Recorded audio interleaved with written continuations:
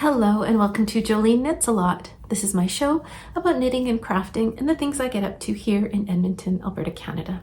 Happy New Year! It's 2025 and it's nice to get back to visiting with you about all the crafty things I've been getting up to in the last little while. When last we spoke, I think it was just after Christmas, and I was sort of in that quiet time between Christmas and New Year's when you don't really know what day it is, and mostly you spend your time in your pajamas.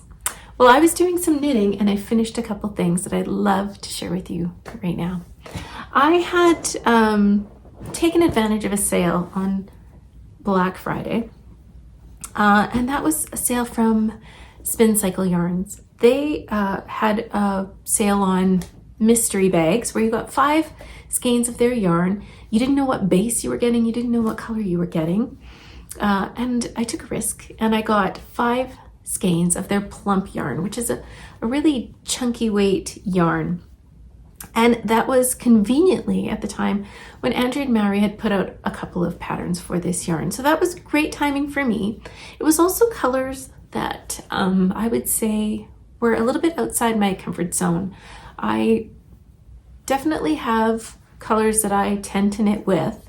I think most people do, but these were definitely outside of that. And I think that was it's good for me to kind of push my boundaries a little bit, particularly in the colors that I choose. So I got 3 skeins of a color called Afternoon Delight, and I got 2 skeins of Castaway. So let me show you what I made. I made the Plumped Up Harlow hat. Again, this is a pattern by Andrea and Mary. It's a chunkier weight or heavier weight version of her Harlow hat. And I do have a Harlow hat. I wear it almost every day when I'm walking the dog, but it's been a little cold this winter, although things are warming up right now. And I need to wear my hat and a hood, sometimes 2 hoods. So a warmer hat is not a bad thing in my books. So this is the Plumped Up Harlow hat. It was a really quick knit. This is knit in 2-color brioche. So you can see the main color on this side is the Afternoon Delight.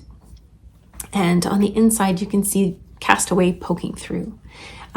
This hat used about 100 grams total, which actually was a little less than 100 grams, which means that I knit this with about 50 grams or so of each color, which is about a half a skein of the plump. So, but this is a little different from the Harlow hat. The Harlow hat has 4 points of decreasing like this, but across the hat. And this one is more, you can see the decreases are more arranged on this side and on this side. So sort of in 2 lines across the top of the hat. I'd like to show you the inside of the hat though, because the great thing with 2-color brioche is that it's really quite reversible. So this is the Castaway color sticking out with the Afternoon Delight peeking through in the inside. Really, really fun hat to knit. Again, this was a really quick knit and I knit it in maybe a day or 2. Oh, that is a cozy hat. Now, I know that not everybody needs a hat like this, but where I live, you do. You need to cover your ears. You need to have it scooched down over your face because it gets cold, real cold. I was having a discussion with my daughter one day. We saw somebody wearing a beret at a bus stop and we're like, here you don't need a beret is just simply a fashion choice. It's not a very functional hat here. It doesn't cover your ears. It doesn't keep you warm.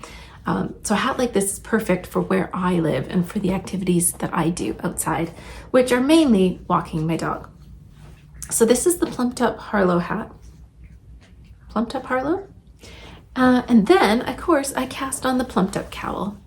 This is the same colors, and I used almost all of the yarn. In fact, for this yarn, or for this project, I had 2.5 skeins of this Afternoon Delight color, which you can see on the outside here, and about 1.5 of the Castaway, which I used as my contrast color. For some reason, that worked really well. I do have some of the Afternoon Delight left over in my stash. I would say less than a full skein. And when I got to the end, I had to cut the pattern short by, I think, a row or two because I was running out of the castaway color. But that could have been due to my my gauge, for one. It could have been due to like an extra long tail on casting on, that sort of thing. So I could have been close to having the right amount of yarn to knit this project and this project. But regardless, I was 1 or 2 rows short and I called it good enough and I cast off. This again was a really fun project to knit, and having it on, it's just really cozy and it just sits where you leave it. And I understand why these patterns are so popular. I have knit them before. I've knit the Shift multiple times, and I've knit things like the Inclinations Cowl and a lot of Andrea Mowry's cowls. This one I thought would feel super bulky and like too much weight around my neck, but I really like the way it fits. For me, where I live, this is a perfect sort of thing on a cozy day. It's cozy around my neck. I can probably pull it up and keep myself a little warmer, especially if I stick the hat on too. And so for me, for where I live, for what I need it for, I really like it. I understand how this might be too bulky, depending on where you live and sort of how cool it gets or how warm you like to be. But I'm really happy that I knit these. I don't think I would have sought out this yarn because I think I would have assumed that it was too heavy for me, or I wouldn't have liked how the drape or the feel of the finished project was. But I'm really glad that I sort of took that risk of buying those mystery yarns and ended up with some Plumped, which I'd never tried before. And then these patterns really sort of took me to that point where I could step out of my comfort zone and knit something that I probably wouldn't have picked these patterns, because I think I would have thought that this yarn was too bulky and I wouldn't have liked how it felt. And the colors also were not colors that I think I would have chosen given the full range of spin cycle colors, but I'm really glad I did because I think it's fun. It's nice to stretch out a little bit of my comfort zone. So you can see this, it's a fairly big cowl on me. I blocked it to proportions, and it's quite comfy, but just like the hat, the cowl is also reversible. So let's flip this one inside out and have a look at what that looks like. It is a little bit different, just in the sense that the seams and the edging are slightly different on the right side versus the wrong side. But this is the other colorway.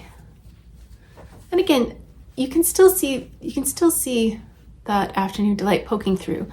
But on this side, it's more like oranges, grays, and blues with some hints of other colors underneath. Ta-da! Again, I'm going to flip it the other way again. Sorry. I'm really glad. I guess I sort of stepped out of my comfort zone and tried these different things that I likely wouldn't have tried without the sort of push. So thank you, Spin Cycle, and thank you, Andrea Mowry, for expanding my horizons a little bit. I wanted to show you something so these are the two things that I finished in the last couple of weeks, but I wanted to show you something that I got, an unexpected present. My husband had a work get together. It was a dinner.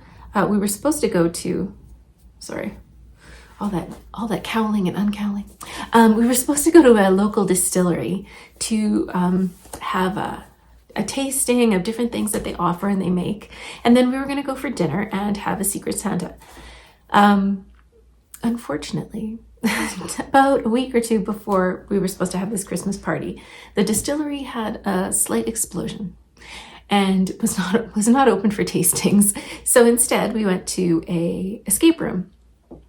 We did not complete the escape room. The one that we were in was very difficult. We did pretty well considering a lot of us hadn't really done many escape rooms. I think escape rooms are the kind of thing that if you do them lots, you get used to some of the ins and outs of how they work, and you also get in this sort of mindset. We were not in that mindset, so no, we did not complete it, but we had a lot of fun. We went out for dinner and had a great time, and then the Secret Santa rolled around. you may recall that I picked my husband's name and I made him a hat. I made him the hipster hat by Petite Knit in some lovely cashmere merino blend. Well, and he's been wearing it a lot, so that was a win.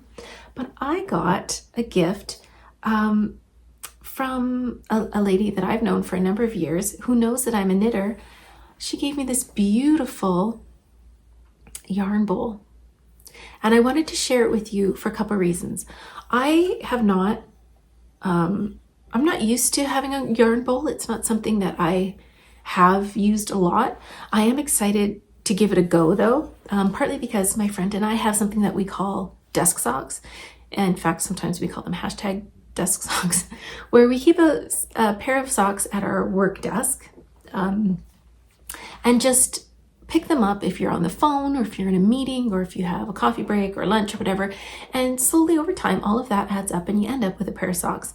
So maybe that's something you want to try, desk socks. But I thought this would be perfect for a pair of desk socks because I could just have it sitting here on my desk and then pick it up when I have a couple minutes. It's a really beautiful bowl, but one of the reasons I wanted to share it with you, not only because I thought it was a very thoughtful gift, but it's also, this is a bowl that is made by a local to me artist.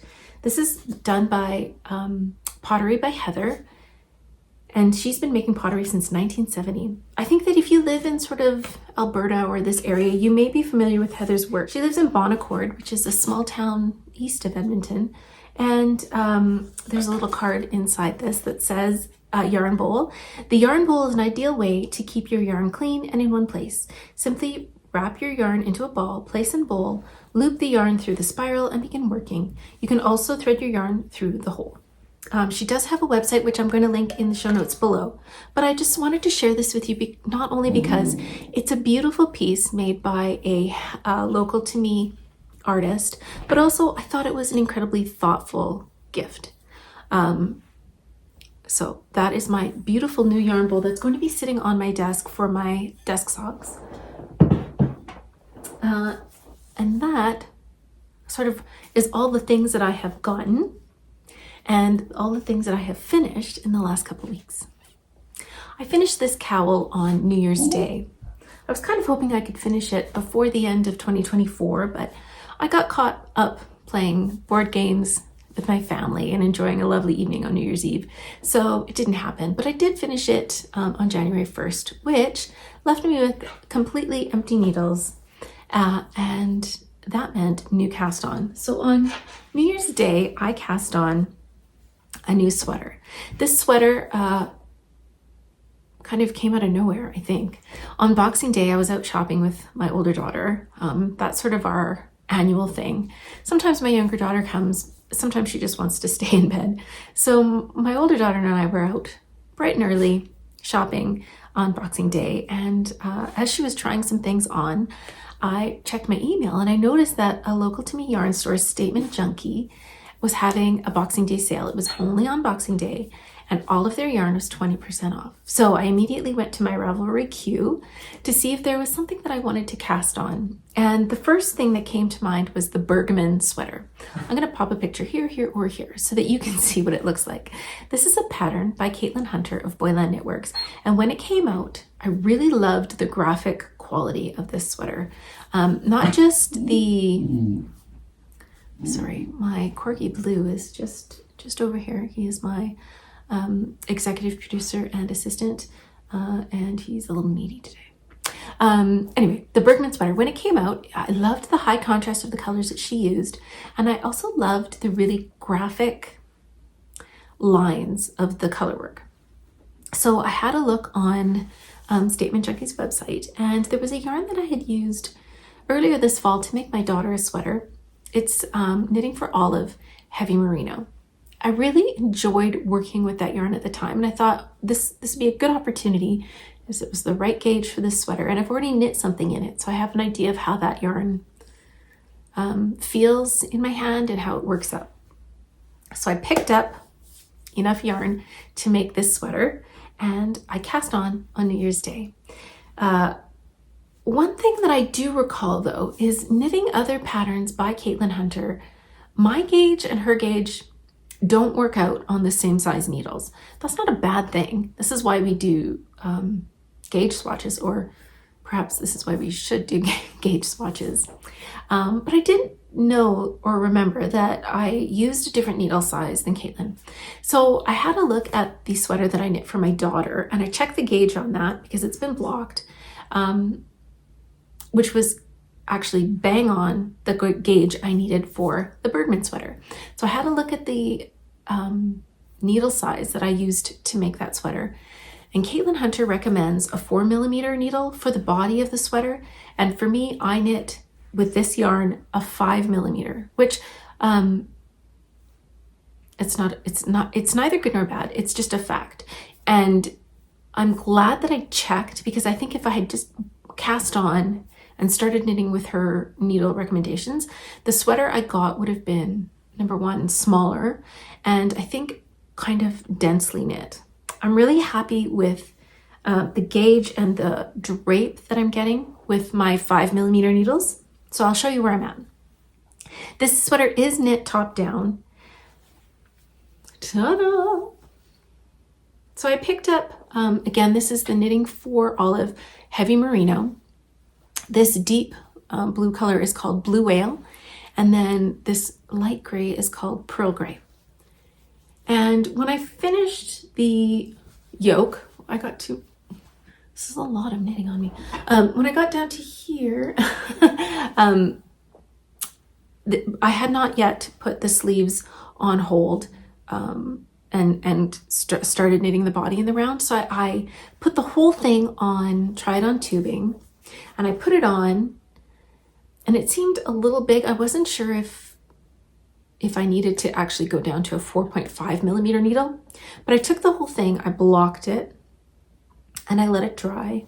And I think that not only did that even out my color work, so I mean, the drape of this is beautiful. The fabric is sitting really nicely, but I checked my gauge in several spots, and I'm pretty much bang on 4.5 stitches per inch, which is the gauge I need for this sweater. So I should be getting a sweater that is 4 inches of positive ease, which is kind of what I wanted for this sweater. I have not been knitting a lot of worsted weight sweaters lately, partly because I think they feel a little bit bulky, or have in the past, or I've got it in my head that they feel bulky. I've been knitting a lot of fingering weight sweaters and even DK sweaters, and that's great. It's fine. I really like wearing those. But I think in my head, I've sort of written off worsted weight sweaters as being too bulky for me. So I'm giving this sweater a try. I really love the design, and so far I'm really loving the fabric that I'm getting. It will be oversized, like I will have positive ease, but I think that once you put those sleeves on hold and start knitting the body, it looks a lot different. It doesn't look quite as big or as bulky. So this is the width of the body, and I think it'll be actually a really nice fitting sweater. I've just finished the second ball of this lovely pearl gray color. I'm really enjoying knitting with this yarn a lot. I haven't knit with a lot of Knitting for Olive. I've used their silk once, and this is my second project in their heavy merino. I would like to try out a couple more of their yarns. I'd like to try out their merino, which is more of a fingering weight, and I'd really like to try out their cotton merino. That's a plan for the spring, is to knit myself a sweater in a cotton merino yarn, and just to see how that is for the summer months.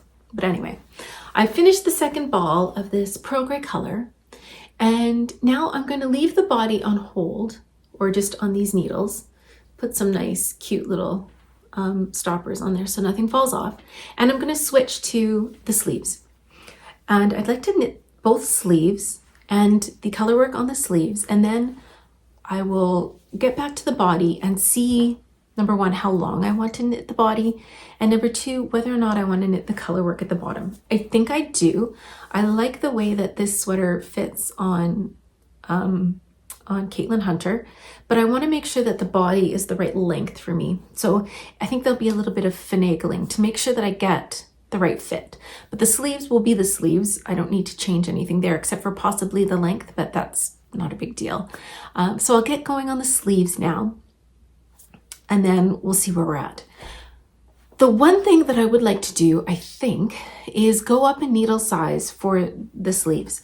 And this is something that I hear a lot about from Andrew Mowry for one, but other designers too. And that is when you're knitting on a smaller circumference, so anything kind of less than about a 16-inch needle, or something that would fit on a 16-inch needle, your gauge tightens up. So if you're knitting on DPNs, if you're knitting magic loop, if you're knitting on a 12-inch, 9-inch circ, whatever, your gauge can shrink up. So I'm thinking that I might go up to a 5.5 millimeter needle for the sleeves.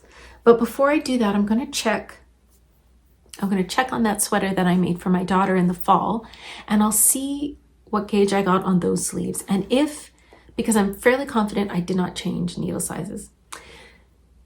If the gauge is less than or more, if I'm getting more stitches per inch than I need, then I will go up to a 5.5 millimeter needle. Otherwise, I'll stick to the 5 millimeter needle. But I'm really grateful to have that sweater that I can use as sort of a really big gauge swatch.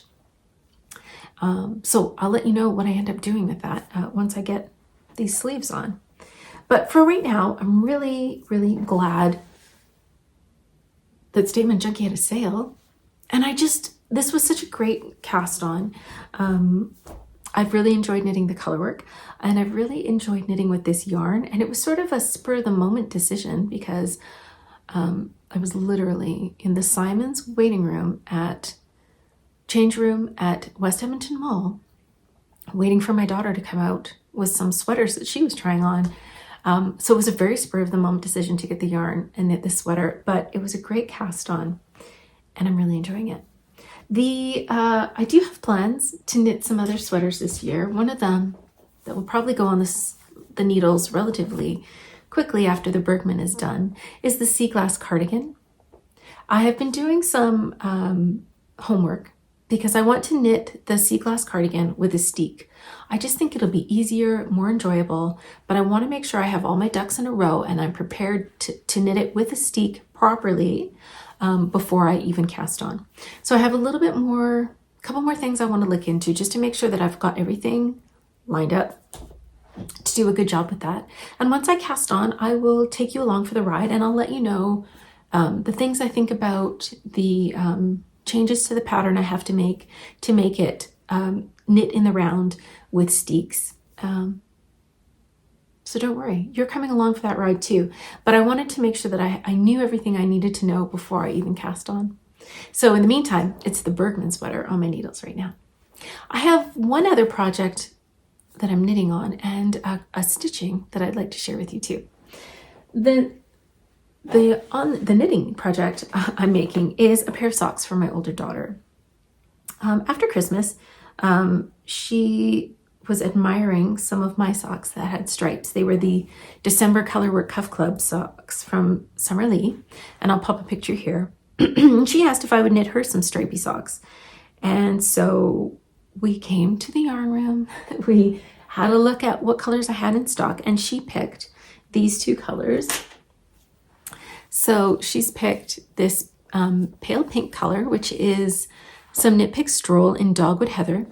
And then she picked this gray color, which is a West Yorkshire Spinners color called Dusty Miller. And so I'm just knitting 4 row stripes because she wanted some stripy socks. I've been practicing my jogless joins, which I used a lot in the December socks, and I think that they're going pretty well. This is the side where I'm switching colors, and I think I'm getting pretty good even stripes. The reason you do a jogless join or a jogless stripes in knitting is because knitting is not really in the round. It is a spiral. So if I started knitting with my new color here, and I knit all the way around. By the time I got back to this stitch, the row would meet up like this. The stitches would not be lined up. So in order to get those nice even stripes, like I think I'm getting here, this technique is not difficult to achieve. It just involves slipping a stitch and knitting 2 stitches together. And maybe what I'll do is show you how I do the jogless join. It's a pretty standard technique and you'll find lots of videos online, but I'll show you quickly how I like to do it. I'm knitting some stripy socks for my daughter, and I'm knitting 4 rounds of the pink and then 4 rounds of the gray. Every time I change colors, I'm using the jogless join technique to make sure that these stripes are as smooth as possible without having that jog that can happen. Because knitting in the round is not really in the round, it's really knitting in a spiral. And so if you don't do anything to adjust the beginning and end of your stripes, you will get a bit of a jog or a step. So to take care of that, I will use this jogless join technique.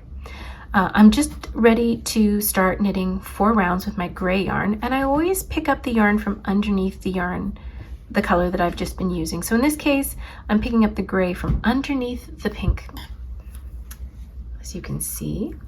And now, to begin my first round of gray, I'm just going to knit. So I'll knit 1 whole round of the gray, and when I get back to the beginning, I will show you how to do that jogless join.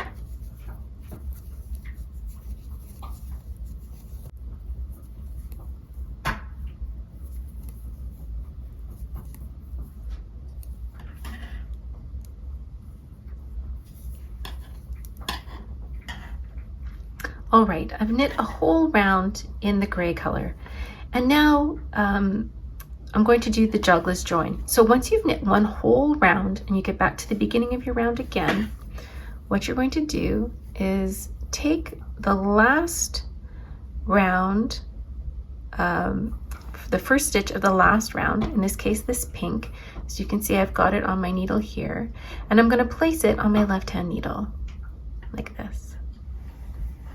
Now I'm going to knit my first gray stitch with this pink stitch together, doing a knit 2 together.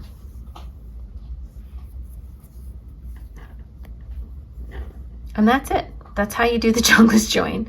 Now I'm just going to knit all the way around and continue knitting my 3 stripes of the gray, and when I get to the pink, I'm going to do the same thing again.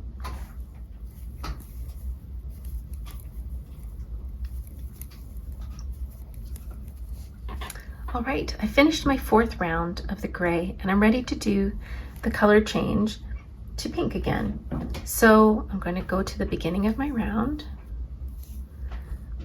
and you can see that this is where I did that jogless join here, and it's a pretty smooth transition from pink to gray.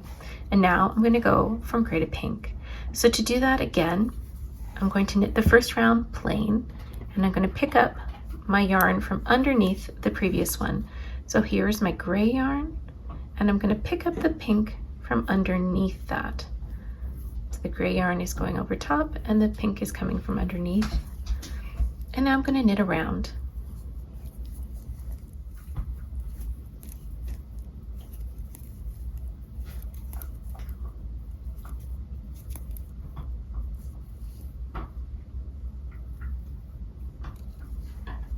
All right, I finished the first round of the pink yarn, and now I'm ready to do that jogless join again. So I'm going to go to the first stitch that I knit in pink.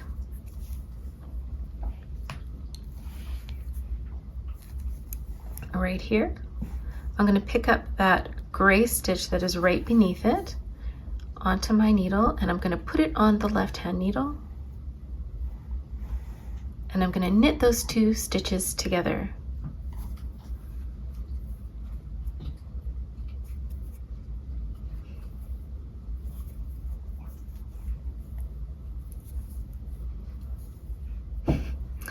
My gray yarn is in my way. There we go. I knit those 2 stitches together, and now I continue knitting in the round in the same way, continuing to knit 4 rows of pink and 4 rows of gray. The jogless join technique really only has to happen on the first round of every color. And then after that, you can just knit to the end of those stripes and then do the jogless join when you change colors again. So the only thing that is different about these socks from a normal pair of socks are those jogless stripes. And I hope that you give them a try. The striped socks are pretty fun, and you don't always have to use self-striping yarn to get that, to achieve that look. There is a little bit of, for me, like a texture.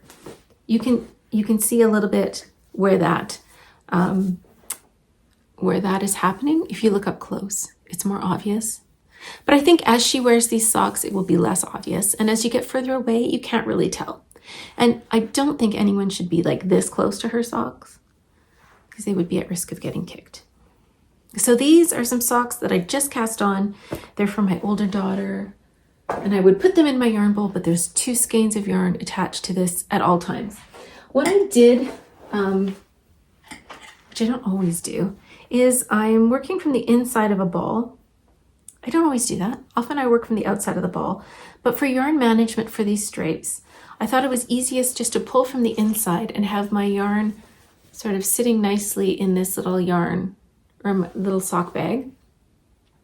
And then the yarn just feeds out the top and my yarn stays put. This sock bag that I'm using is one that I picked up this spring. It's a bag by Studio Britta, who is a local to me maker. Check out her makes if you're into all of this crazy applique quilting. This is my second sock bag of hers. The first one I have used so much. I love it. It is one of my favorite sock bags and I use it all the time. But this one is special because it's from the Rose City Fiber Festival, which is held in Camrose, Alberta. And up until last year, it was held in conjunction with a llama or alpaca show. So in one section of the building was all these beautiful little alpacas. They were so cute. And you could walk around and see them, but not get too close because I didn't want to be bitten or spit at by alpaca. But they were lovely and it was so nice to see the animals. And then you could go across the way and purchase. There was lots of vendors. Some of them were selling alpaca yarns, but also these cute little bags. So this was a really nice reminder of that day. And if you're looking for a great sock bag, Studio Britta will probably have something for you. Now, the last thing I have been working on lately is some cross stitch. I did want to get into some stitching and just sort of have a change of pace from all the knitting that I have been doing. And so I picked up a kit that I had purchased earlier last year. And this is in the whole Murder Mystery series. Now, if you don't know about this, this is something I've been working my way through slowly over the course of probably the last year, I think. This is a series done by Diana Waters, who is a Canadian designer of cross-stitch patterns. She has a great Etsy store, and I'll link to that in the show notes below. But she would come out with these designs, and each design was a room in a house. The house is shared by 5 roommates, and each room holds a clue to a murder mystery. So 5 rooms, 5 roommates, and 5 questions: who, what, where, when, and why. I have been working on the 4th design in the order that they came out. So I've done the first 3. And you can often see them sitting here behind me in my bookcase because I haven't hung them on my wall yet. But I started working on Kiki's Kitchen, which is the 4th design. I've done this much, which I think we can agree, that's quite a bit. It looks really good on camera. Oh, I'm so proud of myself. Now I have to say, I pulled this kit out from my stash in my cupboard, and I was having a look at it, and I thought that the clue was this bloody dish towel, which I got, when this kit came out, I got excited about the bloody dish towel because I thought murder mystery, bloody dish towel, really cool. But as I was getting ready to create this little stitchery, I realized that when I looked at these mugs over here, that one of these is not a mug. Oh no, it is a candlestick that I knew was missing from Davy's Den. Oh, I can't tell you how delighted I was when I realized that this missing candlestick was actually hidden in the mugs in the kitchen. This may seem very trivial to some people, but I was very excited by that. So I'm having a lot of fun stitching these. This is the fourth one. I've done the first 3 rooms. As you can see, this was number 2. This is Davy's den, room number 2. I've also done the little portraits that come with each of the rooms up until this one. The last 2 portraits have not come out, and I suspect it's because it may be revealing. But each kit comes with a little picture of the person whose room it is, and a little description of them and sort of how they interact with some of the other roommates and that sort of thing. So this is Kiki's kitchen. I just have the floor to do left, but it's been a lot of fun working on these stitcheries. And I'm looking forward to having them all hung up like together. I just think it'll be lots of fun. But I really like the details that she puts into her scenes, I guess. Like this one, it's got a little portrait of this cat / fox looking thing, the fire, the really sort of mid-century modern artwork. Each room has a lot of plants, so I'm guessing Diana Waters is a big plant fan. And each room has a lot of books, so I'm guessing she's a reader too. The kitchen has some really cute cookbooks, wine bottles, cutting boards, lots of plants. These little fruit baskets are really cute. And then the calendar on the fridge. So just a lot of thoughtful little details. So if you are a lover of mysteries, murder mysteries, and cross stitch, you might want to check out Diana Waters' collection on Etsy. And that is all I've been working on in the last couple of weeks. It's been a really nice, quiet time before I went back to work, and I've really enjoyed sort of dabbling in different crafts. The one thing I haven't shown you is the Mona Lisa Lego set that I got for Christmas. I'll show you her when she's done. But yeah, it's been really nice to have some time to be creative without the pressure of a timeline or a lot of other distractions going on. So I've really been enjoying the things that I've been making, and I have some more plans of knitting things in the future, and also some stitching. I have a lot of embroidery kits in my cupboard that I would actually really like to get around to doing. I went through a period where I was stockpiling these kits because I thought, oh, it'd be great to have these on hand and then I can just start them whenever I want, but then they were just sitting there. So I am looking forward to starting an embroidery once Kiki's kitchen is complete. I hope that you've been enjoying your time in the last couple of weeks. We're full on birthday mode in my house right now. It's my husband's birthday, and my birthday is 2 days later. So we're very much in birthday mode, which just means cake. A lot of birthday cake. This year, my girls and I have made my husband a pie cakein. He doesn't know, so don't tell him. A pie cakein, which I learned about from a dog walking friend, is when well, in my case, this is what we did. We bought a cake. No, we bought a pie. We bought a strawberry rhubarb pie in our case, but you could get whatever flavor. And then we bought a cake mix, in our case, chocolate.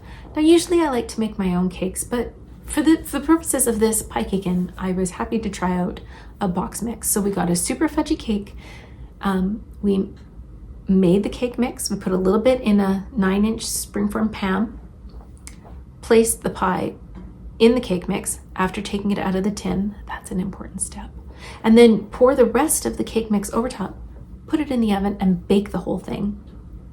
Once it's baked, you let it cool and you ice it.